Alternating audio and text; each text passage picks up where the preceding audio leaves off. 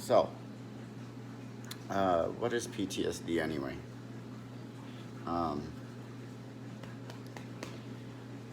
Basically, we think about it's anxiety on steroids. That's what I was always told. And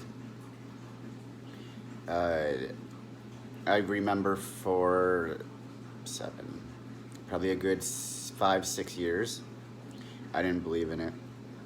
I didn't want to believe in it. I didn't know what it was. I didn't want to care about it. Um, but I was in couples therapy, and our therapist she worked in the VA as a therapist. Freedom. Um, so, after months or whatnot, she was basically telling me, I believe you have PTSD. I'm pretty sure you have PTSD. We went over symptoms and all that stuff, and I still didn't want to believe it. Um, it's whatever. And I guess I've been living with it for a while. There's different degrees of PTSD now. If you say you have a tough life and then you go in the military, then you see some messed up stuff, that's gonna affect you worse than it would if somebody had a real, it's not set in stone, but if you had a real good family environment, and you've seen a lot of stuff, it might not affect you as much, or vice versa. I seen stuff, I've been witnessing stuff, but there's people that have been through much, much worse. But that doesn't mean that I'm worse off or they're worse off. It all depends on a person-to-person basis. And that's why a lot of people turn to alcohol and stuff like that, because it's to bury our thoughts. And PTSD is your mind constantly races. Your mind's constantly go, what if this happens? What if that happens? And a bunch of stuff you can't control. So jiu-jitsu, like I said in my first video about this, is when I'm always busy, I'm always getting my face smashed in or whatever, or trying to figure out a move. I don't have the time to worry about stuff. So when people do alcohol, it makes you numb, but it makes the problem much worse. I kind of wanted to touch on what PTSD is a little bit, and like I said, I'll go on and on more in depth as we get into this, and I get used to this channel and helping. But I have some people that listen to the first one and they tell me that is very motivating, or stuff like that, and that's the point. Like, I've been broke my whole life. It's just what happens. I had my head up my ass before the military. I had my head still up there after the military. But that's when you decide you got to work hard on, what you gotta improve, and what that means too, and not just from a work aspect or jiu-jitsu aspect. It's a mental aspect. If you don't talk about it, I don't believe you're going to get better. People hold it in. That's what we were trained to do in the military, is to kind of hold it in. They didn't really like that. I remember a few people didn't like when I started seeing a therapist finally after my second deployment. At the same time, I'm like, well, okay, who are you to judge, because you haven't been blown up. You didn't get blown up. You didn't see exactly what I saw. But that'll stick in my mind. And like I said, I'll get into some personal stuff too, eventually. There's a lot of stuff people don't know. I don't go around talking about it. But I want to use it as a little motivation tool for myself and kind of help anybody else that's struggling out there. And like I said, first responders, PTSD, PTSD, if you get abused as a child, or if you get robbed, and that doesn't mean the PTSD is going to stay with you forever. But then there's some cases where, you relive the same thing over and over. and that's when it becomes difficult, and that's a struggle every day. So luckily I buried myself in jiu-jitsu and MMA and stand up, and and I want every veteran to do that that needs it. You got to let your anger out. And another thing about where it all ties in with jiu-jitsu is the confidence.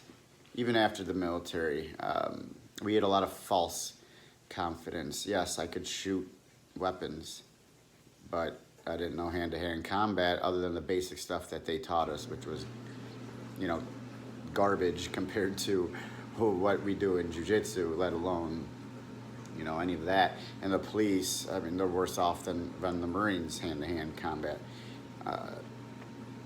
So this is why you have to supplement some sort of training. You let it fester, you let your anger out on a wrong person. What if you take somebody's life? It happens all the time. It happens all the time.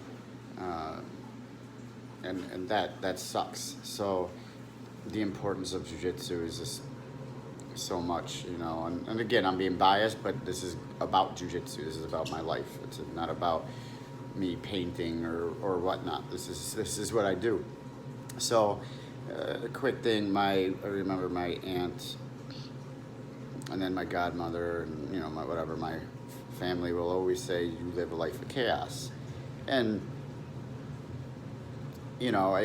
as you guys see, I'm competing all the time, trying to run a school. I got 50 million things going, which I don't want to get into right now.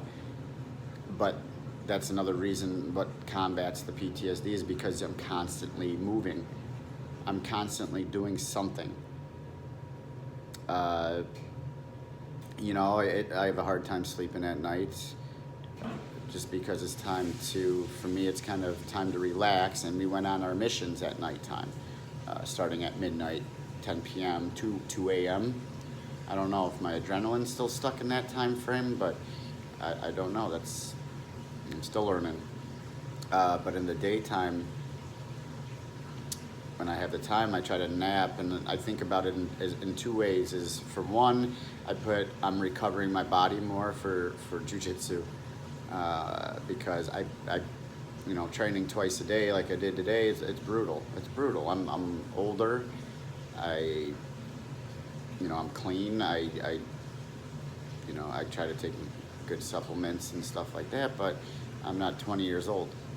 I can't recover like that. And if people know me, I train pretty hard all the time. And that's to keep my mind from being, bothered by some thoughts, and I don't see anything wrong with it other than my body needs a break and my mind needs a little bit of a break. But number two, the napping, it shuts me off. I don't have to worry about stuff if I'm not awake. That's not the best thing to do, but it's kind of how it floats, and why PTSD could be a pain in the ass, and I already had anxiety and some depression going in. It's not really the depression anymore that gets me. I'll get bouts of it every here and there, but I feel like I don't have much to be depressed about. So those feelings you could kind of brush off, but the anxiety, that's the thing with the PTSD, and that's the hardest part to control.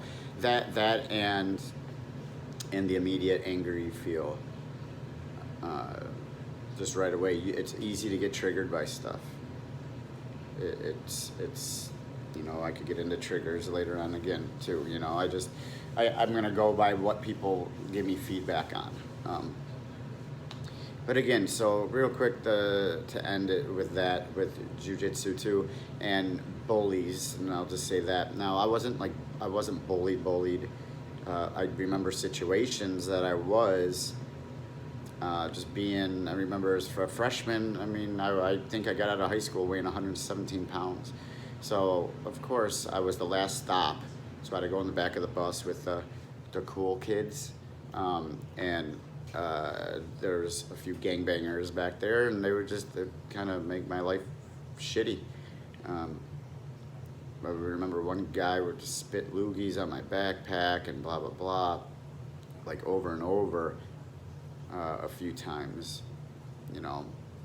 And now, what I would love to talk to him one-on-one, knowing what I know, but chances are the guy is dead or in jail. You know, but that's why, again, jiu-jitsu, you know, do it from right away. I love how the kids are doing it, because bullies are assholes. It's as simple as that. You don't want to get bullied. You have that confidence, you could get there. But you also can't use stuff as a crutch. Yes, I have PTSD, but I can't use that for a crutch for everything. You know, I gotta push through it, and I gotta look at myself and be like, am I just making an excuse, or do I want to work on it? And working on yourself is the hardest thing to do. By far, it's the hardest thing to do. And most people don't even want to look at themselves. So you look at yourselves, then you try to fix the problem, and then it goes together. So that's a little why I'm crazy. A little bit of some PTSD history, and I have a few pictures on here I dug up from Iraq. So thank you.